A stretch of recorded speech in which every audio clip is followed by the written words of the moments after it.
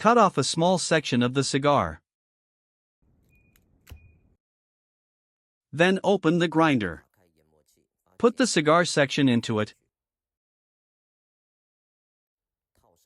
Attach the cone, and grind it intermittently. Grind, stop, grind, stop. Just fill it up. Then knock it firmly to pack it tight. Next, we set the length. Make the total length of the cone equal to the total length of the black part of the threaded tube.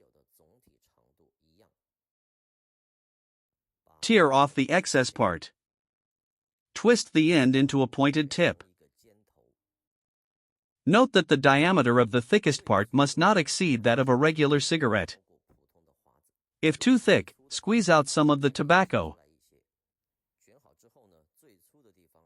The thickest part should be as soft as the thenar eminence on your hand. The thinnest part must be hard. Earlier, we knocked it. We did that to make this part hard.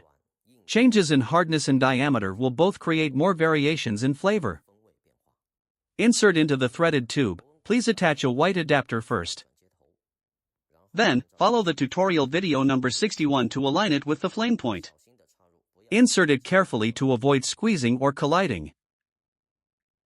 For pipe tobacco, please attach 2 adapters to the threaded tube. Note that for this extra adapter, please use a nail clipper to trim off part of its raised ring. First squeeze it tightly, then trim off the raised ring bit by bit. No need to be too carefully, we just need to reduce its diameter a little.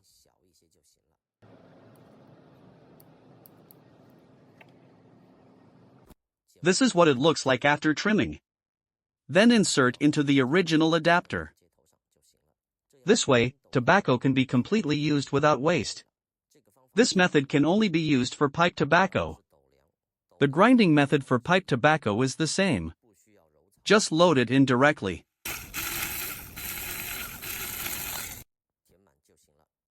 Then knock it firmly, until the thinnest part becomes hard and has supporting strength. Then place the bottom end of the cone on the step of the threaded tube, and align the other end. Align with the top of the black part of the threaded tube, tear off the excess part of the cone. Pipe tobacco shouldn't be rolled too long, because pipe tobacco swells easily. After swelling, its diameter will become too large and get stuck in the device.